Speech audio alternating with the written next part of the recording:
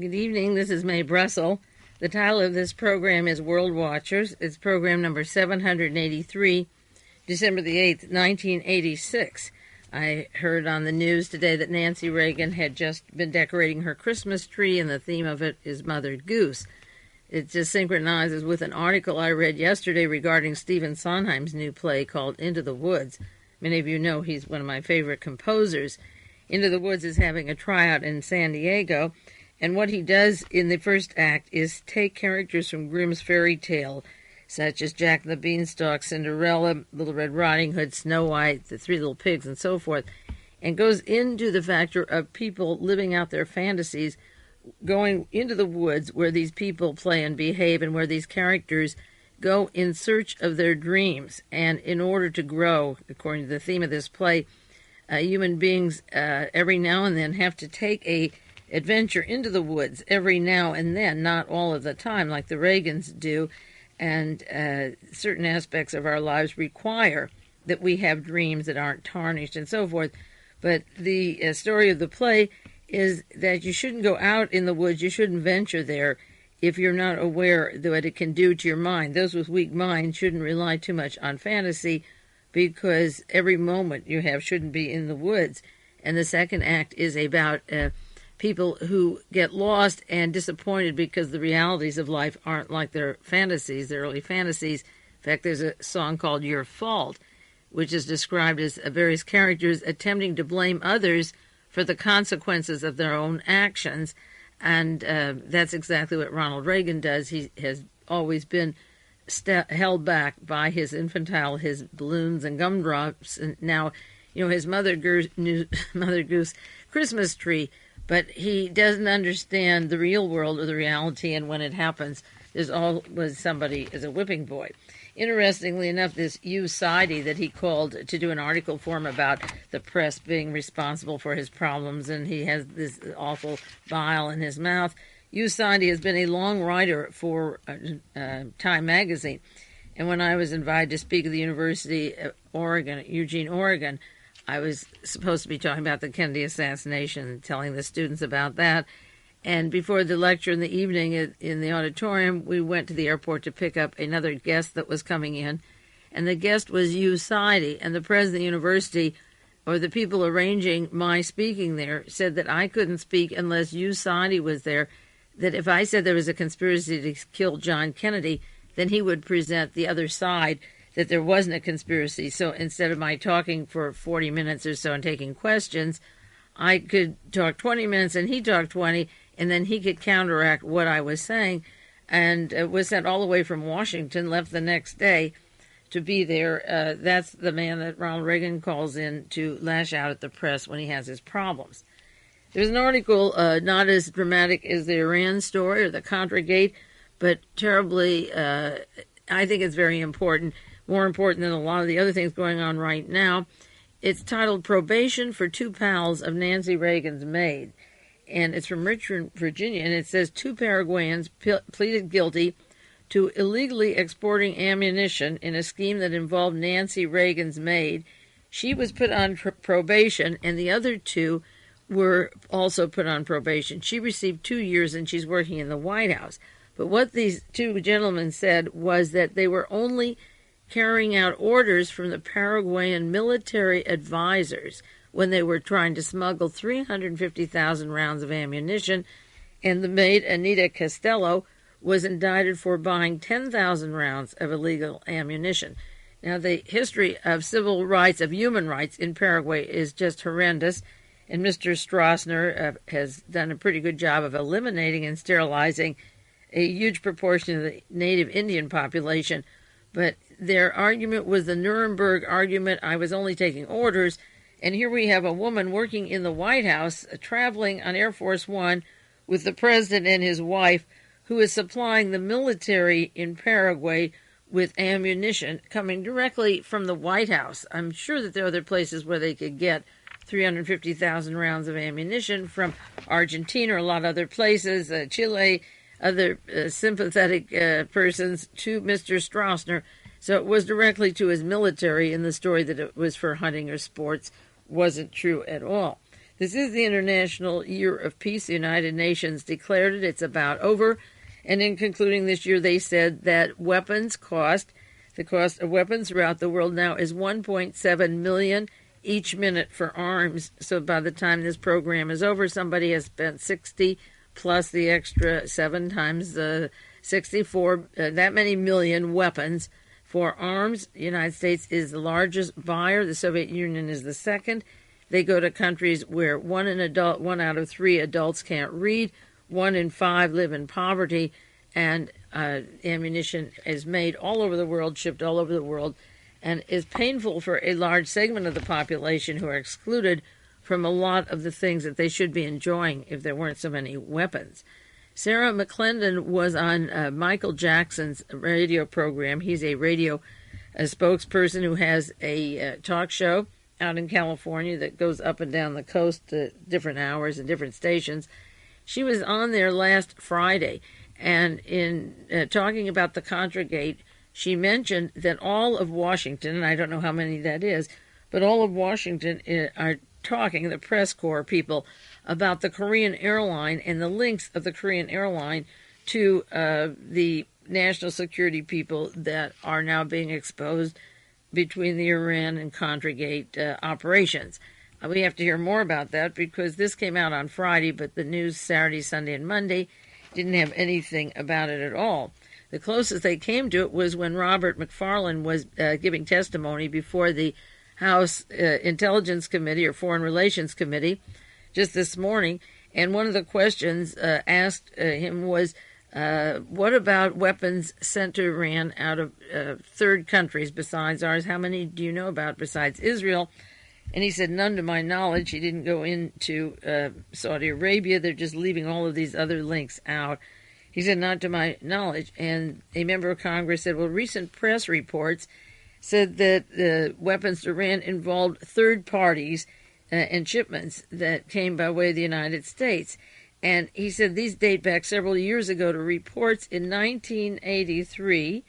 Keep in mind the 1983 date when South Korea, one other country, was involved in investigations that the Customs Department of the United States had investigated in 1983 the possibility the weapons were reaching Iran through South Korea. And they cited the logs of used aircraft invoices in the summer of 82 and so forth, and stated that the Korean Airlines is a registered arms exporter for our State Department, and then they purchased TOW missiles similar to those set in Iran, and the shipments were not made to the Korean Airlines but went on to some other undisclosed location. And the question was asked of Robert McFarlane, were they sent by Korea to Iran? And he said, I haven't heard of those reports. Now, Colonel North, that works with Robert McFarlane, is very close to John SINGLAUB. SINGLAUB works with North. He's in and out of the National Security Council, and he's one of the head men for sending out money to Contras and to what Ronald Reagan calls the freedom fighters. And John SINGLAUB was on the board of Western Goals with the late Larry McDonald, and the opening up of the Western Goals Police Department files would have brought in a lot of persons from the military, like Edward Teller of Western Goals, or Admiral Moore, Thomas Moore, and a who's who of intelligence and right-wing fascists webbed together with John Reese and his wife in that $100,000 computer in Los Angeles. So I thought it was interesting that they briefly touched on the possibility that the Korean Airlines was delivering them, and the Korean airline is not a necessarily commercial airline, but it is a military, and the pilot the night it went down and the other pilots were part of the Korean CIA, which is identical to the CIA. As the story breaks, I'll do more links on the relationship of those people in the Iran and Contra operations linked to the Korean Airlines. We will see if it develops during the week. Because this is the anniversary of John Lennon's murder, I mentioned it last week. I just wanted to mention just a few items to update some more on it, because this is December the 8th.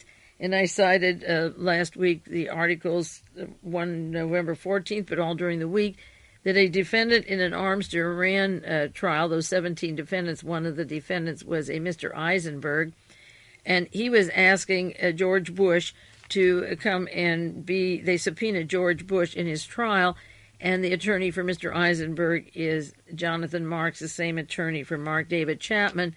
And they also want former National Security Advisor Robert McFarlane and Vice Admiral John Poindexter and Lieutenant Colonel Oliver North. They filed papers asking members of the National Security Council and so forth to be witnesses in this trial of Mr. Eisenberg, Guriel Eisenberg. And we have the whole team that would work from the National Security with the assassination teams. And another witness to their case, which I'll bring up to date, his murder next week, Mr. Hashemi, was murdered. He was a primary witness against these people and was killed in July of this past year. And there's another murder linked to them, a Mr. Perry. And I'll update the murders to the Contragate, the Contra-Iranian Gate, next week. So the attorney for this outfit and for Mr. Eisenberg, who is subpoenaing George Bush, is the same attorney as I mentioned before.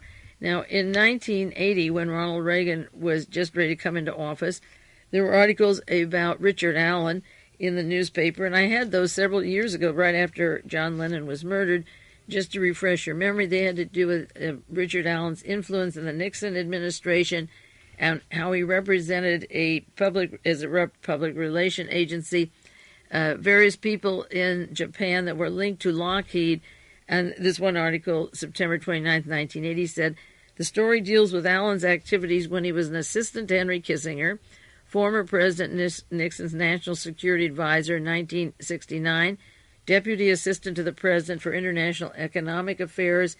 He was on the government's payroll when Allen used the White House for current and prospective business clients, and it tells about his consultations working with Robert Vesco and also with Nissan Motor Companies and Datsun cars over in Japan. And one of the people he worked with in 1970 was Mr. Tamatsu, T-A-M-O-T-S-U, Tamatsu Takase, T-A-K-A-S-E, I don't know if I pronounced that right, who had influence and ties with Lockheed and Grumman. And, of course, Lockheed Organization was identified as being a cover for various persons who were linked to political assassinations with mob connections. And Richard Allen in the 70s was close to the same gentleman involved with Lockheed. And again, Lockheed was the cover for the murder of Robert Kennedy. Thane Caesar worked for Lockheed, and I've gone into the Aryan Nations. Richard Butler worked for Lockheed. And in the 70s, Richard Allen had close ties to these various persons from Datsun and so forth, and Lockheed connections. Then the San Francisco Examiner and San Jose Mercury had a story about Richard Allen, and it said, on December the 8th, the day after his initial contact, again with Mr. Takase and his wife who came to Washington, the day after that contact, Allen wrote a 2-paragraph memo to Reagan's scheduling director, Charles Tyson, later an Allen staffer at the National Security Council, and Tyson's name comes out now in regards to the scandal of the National Security Council. And he was meeting the very day that John Lennon was murdered, and as I cited last week, Michael LEDEEN and Francesco PAZDIENZA were meeting with Alexander Haig the day after John Lennon was murdered, and Haig and LEDEEN and Kissinger and Allen, having worked under Henry Kissinger, were involved with people who have associations to past assassination teams, both the day Lennon was murdered and the day after. And these articles that I had a long time ago on World Watchers go back to Allen and his connections to these people and their contacts the very day, the evening of December 8th is when Lennon was murdered. The FBI had reports on John Lennon. I have one here, June the 5th, 1972. John Winston Lennon, revolutionary activities. This is why the FBI had reports on him. And it said New York Airtel indicated information was received from Vincent Ciano, chief trial attorney from INS in New York, to the effect that he received information that the subject, John Lennon, and his wife, Yoko Ono, are planning a large rock concert in Miami during the conventions, and that the rock concert would be held in front of the convention hall. And those were the reasons for following him and not having John Lennon have a rock concert at the time of the Nixon administration. Another article an FBI memo from the acting director of the FBI, August the 30th, 1972, refers to the fact that John Lennon, for the past several months, there's been information received to indicate that the subject is active in the New Left. And then there's a large hunk of that blocked out, and they were talking about the subject being deported from the United States. I started writing my Why Was Martha Mitchell Kidnapped article in June of 72, and then Paul Krasner was with Yoko and John Lennon around July, and that's when they provided the money for him to get the article out, and they were in contact with us in August of 72 rather. So in this time period, there's a large hunk blocked out, but they were active in the New Left, and that was, of course, John Lennon's activities and friendship with Paul Krasner and their participation. We'll never know what they blocked out, but those papers of Lennon's are completely wiped out, and we won't know if they were interested in their having anything to do with the Realist or the article that came out about Richard Nixon and Watergate. Jack Anderson had an article in 1977. He said, in a case with Watergate overtones, ex-Beatle, John Lennon is being hustled out of the United States on a 6-year-old hashish charge. The singer-composer's major problem didn't appear to be his 1968 guilty plea in England for possessing some hash. His offense seems to be his outspoken opposition to the Vietnam War and false rumors that he was going to have a demonstration in 1972. Immigration and Naturalization began their papers to deport him after Senator Strom Thurmond began getting troublesome with the INS. In early 72, Thurmond wrote a note about Lennon's activities to his friend, Attorney General John Mitchell, and that's when they decided that they better deport Lennon because they didn't want him visible at the time of the Republican Convention in 1972. Then on Good Morning America, September 24th, 1981, Jack Anderson wrote, my Justice Department says that the name of Strom Thurmond, the crusty South Carolina senator, has turned up in the Turple Wilson case. And, of course, Turple Wilson show up now in the case of Mr. Hakim and Theodore Shackley and Mr. Secord and so forth in 1986. But this was going back to 1981. Investigators are checking into a possible connection between the former Thurmond aide and 2 renegade agents. Now I should add the senator himself probably didn't have any idea that his name was being used, but here's the story. A key government witness has charged that Turple in 1976 with someone named the Preacher. Turple said the Preacher was a chief aide to Senator Thurmond. The alleged purpose of the meeting was to figure out a way to get 150 transport planes delivered to Libyan dictator Muammar Gaddafi. Turple had been offered $1 million commission for each plane that reached Libya. The government witness told my office that the Preacher was supposed to get them released through Strom Thurmond's office. The witness said Turple offered $500,000 for each plane that Thurmond could get released, $250,000 for the senator, $250,000 for the Preacher. I've tracked down the Preacher. His name is R.C. Whitner. His nickname is the Preacher. It comes from his middle name, which is Church. He was never a chief aide to Strom Thurmond. He merely worked for the senator as a fundraiser for Strom Thurmond. Whitner said he didn't know Turple, but admitted knowing Edwin Wilson. He also admitted that he had been in their office, denied any part in the plot. Spokesman for Thurmond said the senator never heard of the plot. There's no way to get the planes released. Now, I don't know what part that Strom Thurmond would have in helping get planes to Muammar Gaddafi, but if you've been hearing the news lately, and I'll update more on it, Jesse Helms and Strom Thurmond were instrumental in trying to have a military coup in Portugal and in the Azores, and were active politically there. And one of the purposes of getting weapons to Gaddafi would be what happened a few years later, then after he's armed, to come in and attack him as a terrorist having the weapons, and then get a strategic military base on the Mediterranean. There have been a lot of articles about Iran and Contra money and where it is going, where it isn't going, and how it doesn't show up. There was an article in San Francisco Examiner this past week, how U.S. auditors were kept in the dark, and it has a picture of Assistant Secretary of State Elliot Abrams, who refused to allow the general accounting auditors to go to Central America. Mr. Elliot Abrams, and his name is very important. There's a story today in the New York Times, Reagan aides doubt Contras can survive. They may be doomed, and they cite Mr. Elliot Abrams. He says that to get renewed support for the United States, the Contras will have to get it for themselves with their performance on the ground, both military and political. Now, one of the drastic changes in this is that there is drug money involved with the Contras, and all of a sudden, Mr. Elliot Abrams must be dropping it like a hot potato or hoping to separate himself from the Contras at this point until the trial of the CHRISTIC Institute and the allegations that there's drug money linked to the Swiss bank accounts and so forth is either exposed or sufficiently buried. Another story this week, Swiss bank freezes account involved in Iran arms sales. And that may be a bank very easily traced to drug traffic and drug money. Another one, Afghan and Angolans may have gotten funds.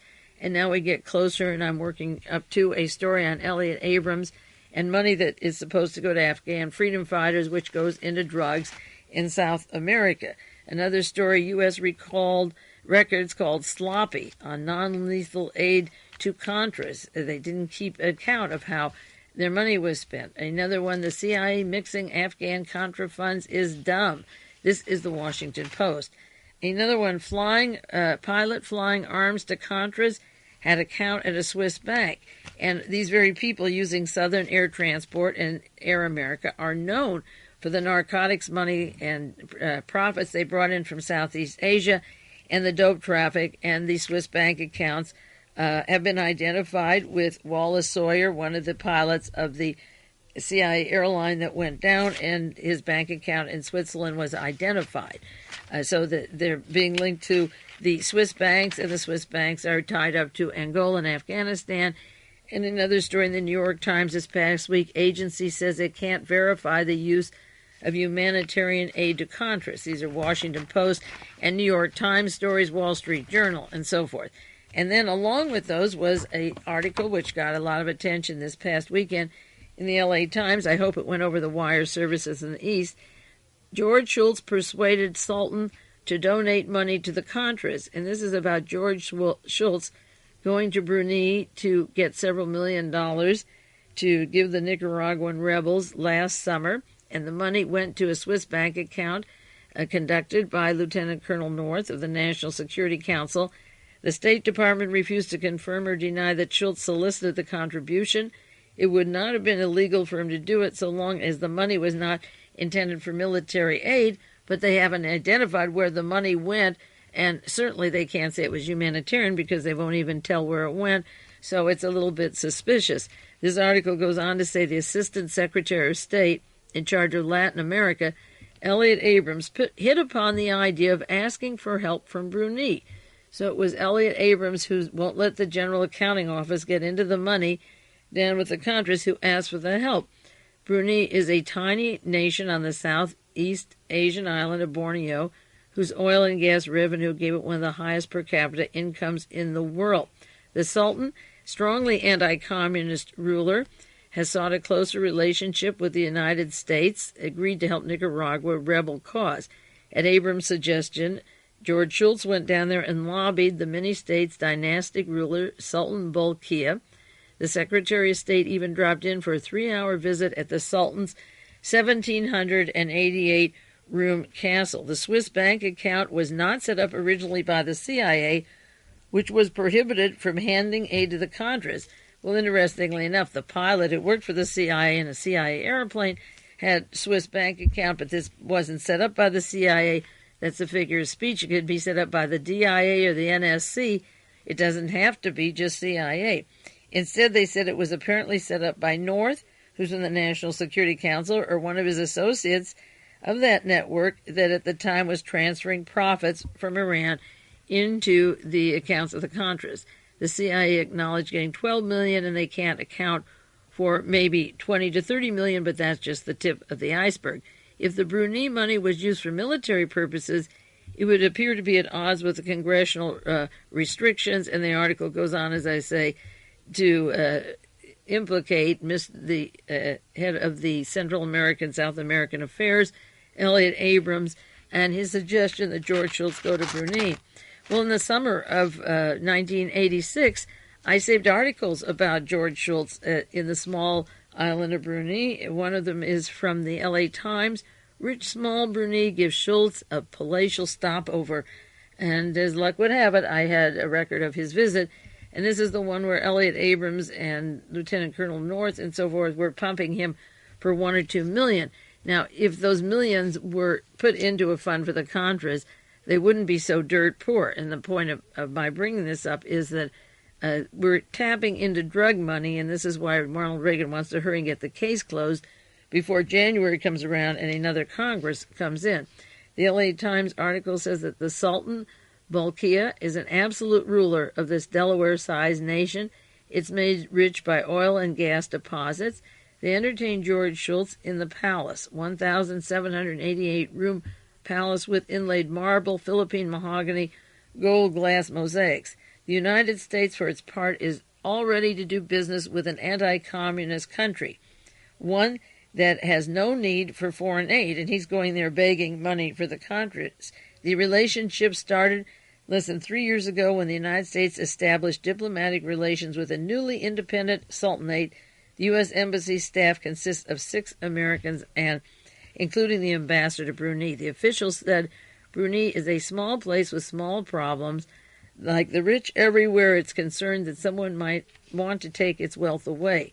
The Sultan, who will be 40 years old next month, lives in the world's largest palace, recently opened by the Hyatt Regency and Marriott hotel chains, as big as either one of those hotels. It would be produced by them if they had unlimited money to spend. In contrast to his big palace, 25,000 people, more than 10,000, live in wooden shacks built on stilts on the Brunei River. They could be reached by boat. Islam is the state's religion, and there's manifestations of Islam fundamentalism there. But most of the people are kept down. They're pretty repressed and have no voting rights or any selections. Their ruler decides what is good for them, and he maintains the profits of all the oil and gas. The Sultan spent between $250 million and $500 million to build his palace. Most estimates say around the $400 million range. The Bechtel Corporation, which is Caspar Weinberger, our Secretary of Defense, and George Shultz, the Secretary of State. The Bechtel Corporation of San Francisco, which Shultz once headed, participated in the construction of the palace, which features rooms big enough to hold a football field and outgoing dining area that seats 4,500 people at a time. So when Mr. Abrams suggested that George Shultz go down to Brunei, it must have been the other way around, because they were building this huge palace for him and have direct interest in that particular country. Now, a while back, I mentioned an article on Sikh terrorism and narcotics traffic and didn't get a chance to finish it, and said I would. This came out of New Solidarity, March 21st, 1986. It's called Sikh Terrorists and Dope Incorporated. And the gist of this article is that those persons behind the murder of Indira Gandhi in November 1985 have a London-based office, which I mentioned before that Margaret Thatcher doesn't care to shake around. The Jagjit Chohan, Chauhan, is the head of the Khalistan movement to separate the Sikhs, separate in the Punjab in India, away from India.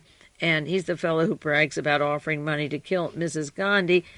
These Sikhs were involved in a large drug arrest in New York City in 1985, in Newark, New Jersey, rather, where there were 22 pounds of heroin confiscated. There's $40 million worth of drugs in this one arrest in New Jersey.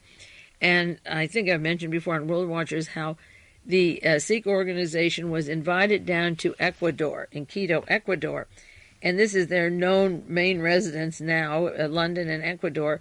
And this is also, in Ecuador, the location for the Israeli Mossad, and General Raham Zeevi, who became an official advisor to the Ecuadorian government, set up the Israeli organized mafia drug connections that are the pipeline that formerly ruled Bolivia under the cocaine kings when they were forced to leave, when KLAUS BARBIE went to France for his little internment in the jail, and the cocaine colonels who visited the GOP convention in Dallas, Texas, the last one, anxious to return back to Bolivia, and the cocaine colonels have moved to Ecuador and are working with the Sikhs.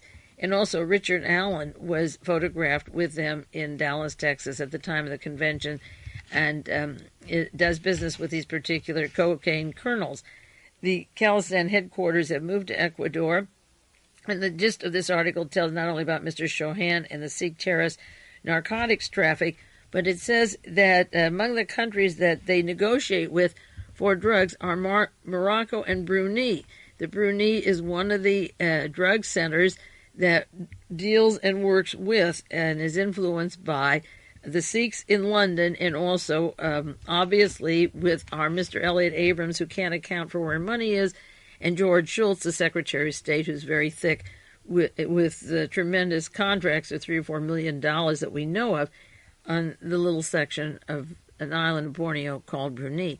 I'll take a 1-minute break now because this first half hour is over, and do a little bit more on some of the drug connections and other stories related to the Iran-gate, the Contragate, and call it what you want.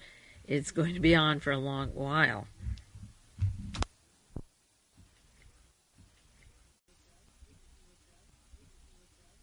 This is Mae Brussell, and this is the second half of a program called World Watchers, in case you picked up in the middle of the first half, program number 783.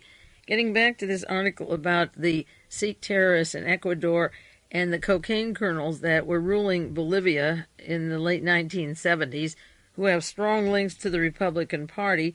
This article also talks, the one on the Sikhs in Ecuador, talks about the relationship to drug traffic in sharing drug profits with Brunei, but then it goes on to say that money that was sent to Afghanistan, to the freedom fighters in Afghanistan, is being sent from the State Department down from Canada and down there into Pakistan, and also to the Sikhs down in Ecuador.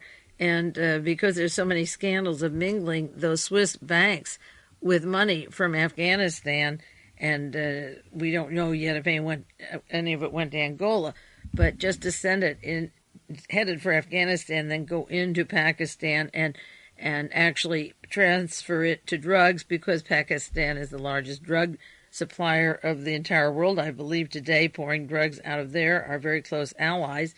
And this article mentions that the Sikh-run operation has to do with opium and opium derivatives, and that they work with the Mossad, and Israel is very close to all of these alliances, and they have a concession on the border of Afghanistan next to Pakistan. And it says, it quotes, under the pretext of supplying covert operations in Afghanistan, the United States State Department has sanctioned the regular flow of United States arms from the United States into Canada and Pakistan, and a significant percentage of these arms are diverted into India rather than to Afghanistan, and many of these arms are shipped under the Mossad to Sikh terrorists. Israel's opium concession is intended not only as a cut for the Mossad's assistant in the trade, but to facilitate the penetration and control of insurgent movements in the area, including the Sikhs, and penetration done on behalf alongside the borders of the Soviet Union. This opium blitz the opium is cultivated in Pakistan and finds its way not only into India but into Ecuador, and it has to do with a large Sikh heroin smuggling operation, recycling through India and Holland and so forth, and down into the Khalistani offices in Ecuador that seem to be the headquarters. And as I say, there was an arrest in New Jersey of a large amount of money. And then the article concludes, interestingly enough, while the United States State Department is feverishly acting to overthrow the government of Panama, which is opposing its territory being used for narcotics transshipments, the State Department has nothing but praise for Ecuador, whose acceptance of the dope-pushing Khalistanis was facilitated by United States Assistant Secretary of State for Inter-American Affairs, Elliot Abrams. So allegedly it was the State Department, Elliot Abrams, that said to George Shultz, go down to Brunei. Brunei's, the country is named in regards to these operations. This article has to do with money that allegedly goes to Afghanistan freedom fighters that is parlayed into Pakistan narcotics. And Elliot Abrams' name comes out, refusing to let the General Accounting Office looking into the Contra money. So his name is in 3 or 4 or 5 articles, and the traffic of George Shultz and the State Department, the secrecy of these funds and these Swiss banks, all merges together and has a lot to do with narcotics, more than, of course, those people in Washington will ever admit. They're not ready to get into that part of these general scandals. I have a large article last August about Bruni in the Washington Times. Consider Sultan of Tiny Bruni, truly a man who has everything. And it's a story about how he and his family control the island. In a now famous quote, the Minister of Education and Health said, "We do not want to be ruled by laborers and taxi drivers. We want to be governed by those who know how." There is virtually no freedom of press or speech in Brunei. Few government officials ever, or even expatriates, are willing to speak publicly about the affairs there. It's not as if a government soldier is going to show up at your door with a bayonet or anything, but it's best not to say anything or you will be deported and restraints are put on your personal liberties. It is a highly racist country, refusing to grant citizenship or government jobs to its minorities. Malays make up 65% of the population, Chinese 20%, and so forth. Many Chinese have grown wealthy in real estate. They're allowed to do that. So the reason for overthrowing the Sandinistas, you understand, is because they don't have freedom of the press, and they don't have freedom. And yet this article in the Washington Times goes at great length to tell you about the Sultan and how, his millions of dollars and how he spends them, and how the people there have absolutely no rights in the country. Just this past year in September, there was an article about the former king of Brunei who passed away. No cause of death was given. The Sultan General, Sir Saifuddin, the former king of Brunei, who abdicated his throne so he could negotiate independence from Britain, was buried today.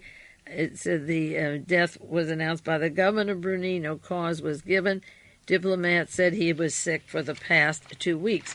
There's some financial scandals that have nothing to do with the drug traffic that are in the Washington Post this week and the last few weeks. Now, I'm not going into all of the drug trafficking of the Contragate, Iran Gate. I'll do more later. But there's some interesting connections between Ecuador and the drug traffic that I talked about, the Sikh colony in Ecuador, that is written in New Solidarity, March 28th, 1986, that has to do with a pattern of Mr. Chohan, again, Chauhan, the Sikh from London, the man who announced that he had a fund set up to kill Mrs. Gandhi. And this has to do with the pattern of Colombia cocaine and the traffic of cocaine with a particular gentleman, Mr. Carlos Leder, Leder, the cocaine czar, working in Ecuador and working with the Sikhs, and the operation that I just described. And this has to do with the godfather of the cocaine traffic down in Colombia and his close ties to Ecuador. And Mr. Leder's name, Leder, it's brought up in an article that I'll go into detail probably next week, November the 19th, 1986, titled "Catching Indicted Drug Lords Considered a Formidable Task." And this article is about smuggling and arrests of 5 Colombia drug dealers in Miami and a trial that recently took place called the Medellin Group, and among them was the murder of Adler Barry Seal. And I'll go into the murder of witnesses to the drug traffic and to the Contragate stories. Barry Seal used to fly the very plane that went down that Mr. Hassenfuss was on. He used the CIA Airlines, and they were involved in this drug traffic, and the people indicted were involved with Mr. Leder from Colombia. And Mr. Leder, in turn, is related to the group that's linked to Elliot Abrams in Brunei, and drug money in Afghanistan, and those mysterious bank accounts would figure very prominently in there. So the Bobby Seale connection has a lot of tentacles or roots that I'll give more time to, but it makes a full circle of contacts and relationships not separate from George Shultz or why he went to Brunei or how the story happened to break this past week about Mr. Schultz. The Nation magazine has an editorial this week, and the junta knows, and it's about the military junta that has deposed the State Department and runs our foreign policy from the Reagan administration. That's the very group I've been speaking about for a long, long time, and this editorial refers to the bunker inside the old executive office building run by colonels. And remember the article I cited about the colonels in the White House, the coup of the colonels.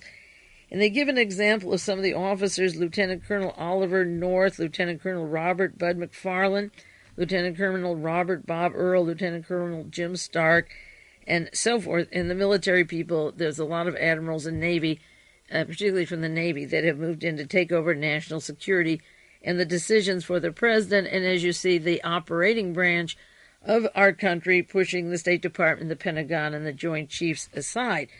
Now, the names of the people that have been cropping up in these trials, such as the CHRISTIC Institute, or the investigations taking place and the articles being written, General SECORD, General SINGLAUB, Theodore Shackley, military, and Thomas Kleins, and so forth.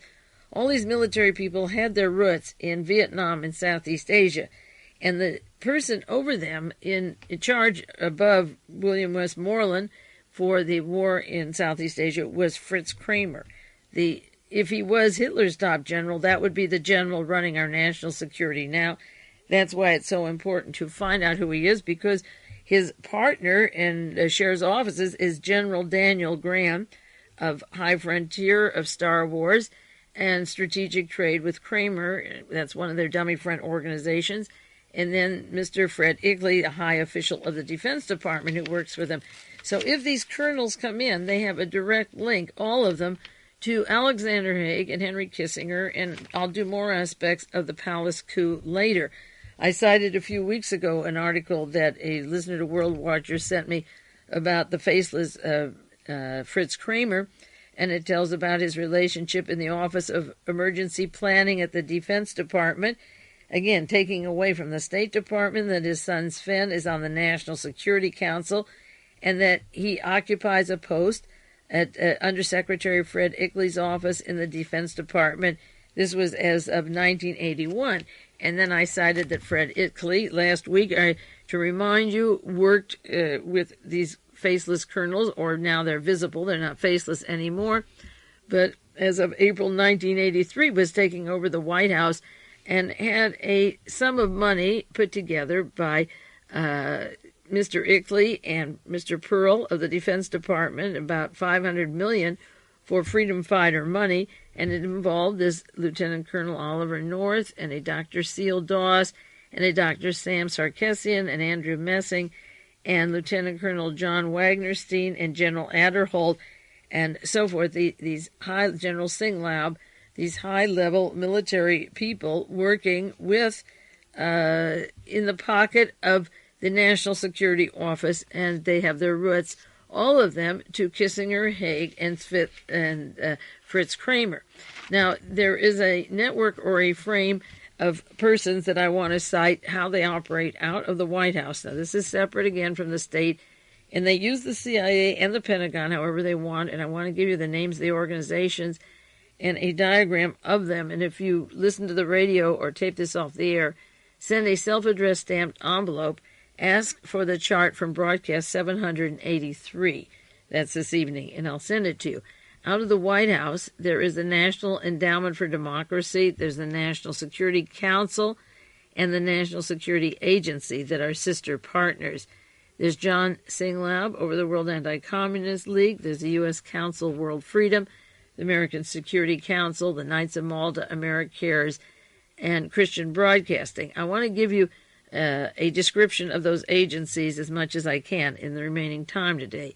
Under them is the Air Commanders Association, the Soldiers of Fortune, the Civilian Military Assistance, the National Defense Council, the NDC, the Council of Inter-American Security.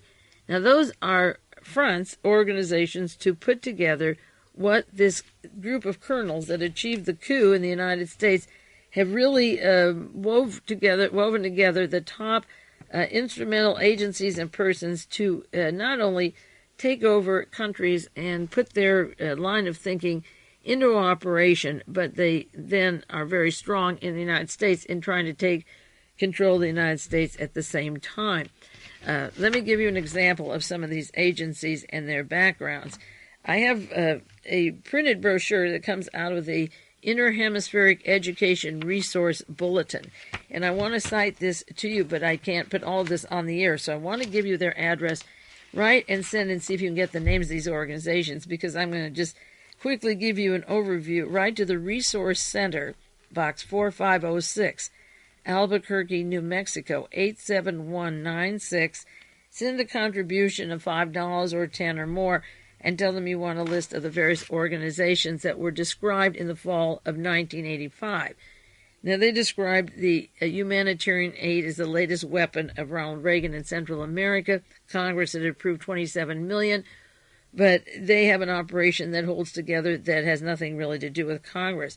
The Reagan administration has spurred on private organizations by permitting the Pentagon to transport their supplies and arranging their contacts with the military and the Contra leadership.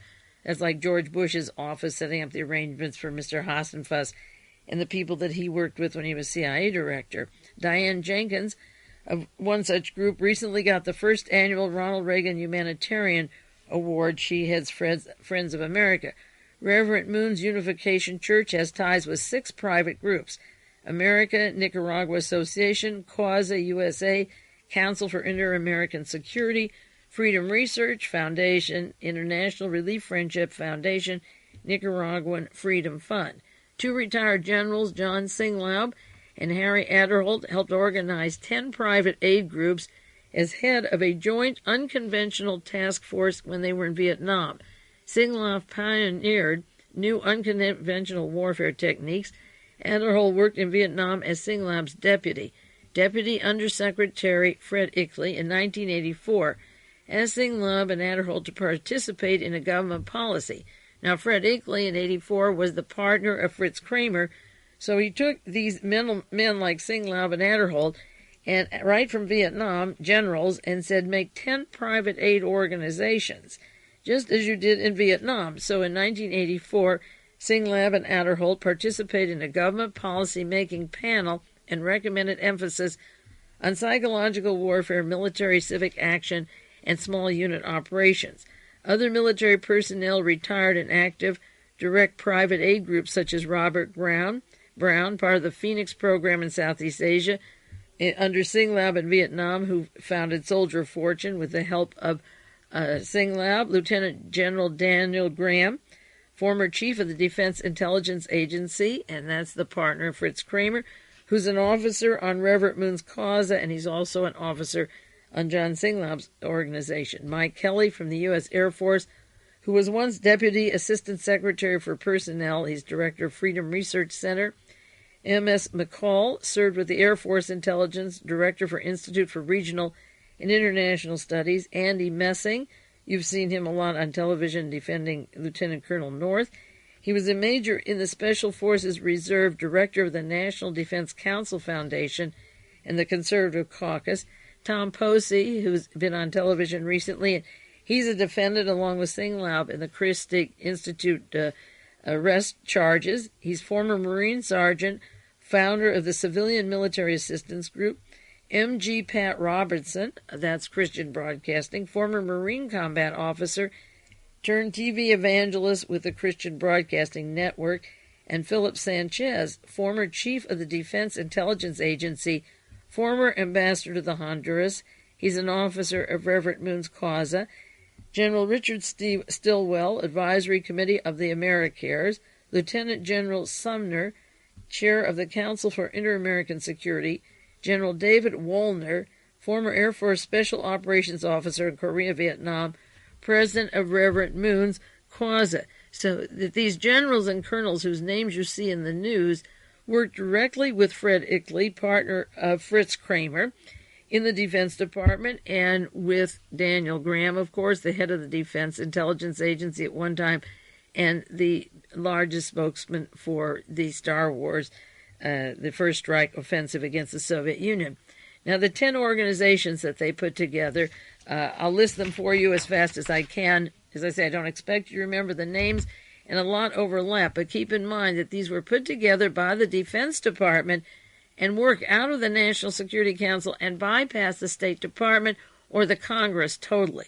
That's where the coup took place in the United States, when these people developed and mushroomed and make the policies, just as the Washington Post today has an article by Buchanan in the White House defending North as the greatest American citizen. This is a group that is very powerful, that has access to the Pentagon, to weapons, and drug traffic, that they can parlay their weapons into more money.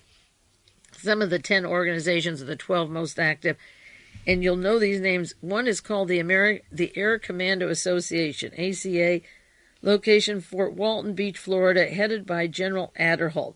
His business connections are through Northrop Corporation, which ties into the Saudi Arabian money in Iran, into John Lennon's corporation, Kurt Messick's former Air Force, Army, Navy, and Marine Corps Special Operations personnel who joined this 1,500-member group. They transport material and aid down to the Contras, El Salvador, to the death squads, the Guatemalan military police, and they're very close to Roberto Dobasan in El Salvador also. They have a clinic in Nebaj, particularly equipped clinics at Playa Grande, and so forth. AmeriCares Foundation is the second one, notably run by Robert McCauley. The president is Prescott Bush, the brother of George Bush. On the board is William Simon. He's a Knight of Malta, as is Prescott Bush. City Corps, Nixon's Treasury Secretary, that's Simon. J. Peter Grace of R.W.R. Grace and Companies, the big new Brzezinski, the man who gave you Jonestown for Jimmy Carter, and the Polish Pope. Business connections are W.R. Grace, City Corps, G.D. Searle, Sterling Drug, which is IG Farb, and of course Merck and Company, Richard Vicks, and so forth. Mercy Lifts by America has brought $14 million in food and money to El Salvador, Guatemala, and Honduras. The local Knights of Malta members are in charge of distributing the AmeriCares money. They promised to send $20 million more this year down to Central America. The Caribbean Commission, it's called the Caribbean Commission, the CC. It's out of New Orleans. Notables are Dr. Arnold Oshner, Archbishop Hannah of New Orleans, and Representative Woody Jenkins. It was formed in 1979 with the help of the pro-Somoza Nicaraguans. It aims to maintain and promote free enterprise. Dr. Oshner's father wrote the white supremacist book, Disposed Minority, by David Duke, the head of the Ku Klux Klan, who founded the National Association of White People and works with the Caribbean Commission, the CC. Now, on the record of Lee Harvey Oswald in New Orleans, where he is making a record with Richard Butler, who was hired by Patrick Frawley, a Knight of Malta, to give the cover of Oswald being a Marxist, there's a picture of Dr. Alton Oshner, famed surgeon, past president of the American Cancer Association, president of INCAS, that's the group down in South, fighting Fidel Castro in Cuba and down in South and Central America. On the record, he says, we know that by killing President Kennedy, Oswald diverted attention from Cuba and helped to promote Castro's power. And this is about Fidel Castro and Lee Harvey Oswald. And this particular Dr. Oshner, his father published the works for this Nazi, David Duke, who ties into Franklin Camper and Richard Butler and Nazis throughout America and South America. The next organization here is Christian Broadcasting Network, which I briefly mentioned before, run by Pat Robertson. Through Operation Blessing, he provides aid to Nicaraguan refugees. During the Rios Montt regime, he sent agricultural and medical technicians to help the model villages, which were repressive. Robertson, a former W.R. Grace official in Central America, directs a right-wing political lobby called National Planning Committee, and this past year he just gave $2 million to the Contras. Civilian military assistance, Tom Posey, I just cited his name before. In September 1984, civilian military assistance gained national attention when 2 members were killed in a helicopter inside Nicaragua. Over 50 members are training in Honduras in demolition weapons and tactics in application of the Treasury Department to become a firearms dealer. Posey said, I plan to buy weapons and ammunition and send them to El Salvador. The Council on National Policy, New Orleans. The notables there are Joseph Kerr, Herbert and Nelson Bunker Hunt, and I cited last week that Hunt is the gentleman who meets with John SINGLAUB, and they distribute the funds. Pat Boone, Jerry Falwell, Jesse Helms, Senator John East, the late East, who just died, General SINGLAUB, Dr. Oshner again, Pat Robertson. Business connections are Adolf Coors, Vigory and Company, that's Young Americans for Freedom, Quaker Oats, Saturday Evening Post, Hunt Energy, Amway, and Alexander Haig is on the board of Amway. Mr. Steak, Columbia Pictures, that's Coca-Cola, and Communications, the Washington Times, which is Arno de Borschgrave and Reverend Moon, an influential right-wing think tank. The council sponsors speaking tours for Contra leaders and coordinates their activities. Friends of America out of Baton Rouge, I cited Diane Jenkins, who got an award from Ronald Reagan. She chairs it. Her husband is close to Louisiana State Representative Woody Jenkins. They send shoe boxes for liberty, they call it, to Nicaragua and Honduras, and have a large airplane that supplies boats, motorboats, and walkie-talkies, satellite dishes, and works with the military in a CIA-created airline called SETCO to transport their supplies, and they're working out of New Orleans. The Knights of Malta is listed as one of the organizations headed by J. Peter Grace, William Simon, Prescott Bush, and William Casey of the CIA. The elite Catholic organization models itself after an order of soldier monks that fought in the Crusades, and their purpose in the fighting for the Crusades was to keep the Roman Empire going, and this is part of the big battle that's taking place now. They have worked with coordinated in Honduras with Robert Alejos, the Guatemalan oligarch whose plantation was used by the CIA to train Cuban exiles for the Bay of Pigs invasion. Gerald Coughlin, the head of the Knights in El Salvador, is a retired FBI man and an executive of International Harvester in El Salvador, where America's shipments are warehoused. Now, all of these organizations, I say, were set up by Fred Eakley and Fritz Kramer and through SINGLAUB to get these organizations going, and they have a tremendous representation of wealth and power. And also, a lot of the associates that I've named have been linked to the International Fascista, to drug connections, to death squads, and so forth. The Bay of Pigs team went back to New Orleans and into Miami and into Dallas, Texas, and played a role with other high officials in the murder of John Kennedy. The next organization or group is Soldier of Fortune. It was funded and set up by General John SINGLAUB and General Aderholt, who has his own organization. It's for unconventional warfare, headed by Robert Brown, and of course Robert Brown was on the island of Grenada with Michael LEDEEN, going through the papers and evidently even planting guns and papers for Maurice Bishop to show what a person he was, what a terrible communist that they had finally overthrown. SOF has sent over a dozen training teams to El Salvador. They send training teams throughout the world, to Angola, Afghanistan, or they have a list of countries and people that they can tap or follow, including the United States. And Soldier of Fortunes, of course, is closely linked to G. Gordon Liddy and Colonel North, and their magazines are filled. The magazine and others like them, Eagle and so forth, Gun-Ho, are all part of a group to supply people to do urban warfare. That's what they're trained to do. They have training ranges. They instruct sniping and guerrilla warfare, and they send Contras anti-aircraft weaponry capable of downing airplanes, and they are a group that has worked with the controversial CIA Contra Manual, which tells you to fight for Christians, and it's a Christian world, and I'll review the Contra Manual if you want, but it tells how to blow up bridges and how to kill and so forth, and they cite that it is for Christianity. The U.S. Council for World Freedom, the head of that is General John SINGLAUB. That's the one out of Phoenix, Arizona, headed by Joseph Kurz, Bert Hurlbut, Mr. and Mrs. John Howell, and of course on the board of directors, among with some very other interesting people, is General Daniel Graham, one of the high officials there, a partner with Fritz Kramer, and again, getting into the Star Wars and the High Frontier, and working closely with Edward Teller. Howell is an instructor. Their business connections use Howell Instruments, Coors Beer, First Texas Royalty and Exploration, and SINGLAUB was This cites that he was called back from South Korea at the time that Jimmy Carter was president for his strident anti-communism, and he gives about $500,000 a month to the Contras out of his organization. And as I cited before, based upon some books on Jimmy Carter and his administration, SINGLAUB was removed because he wanted Jimmy Carter to deploy the neutron bomb, which Jimmy Carter refused to do.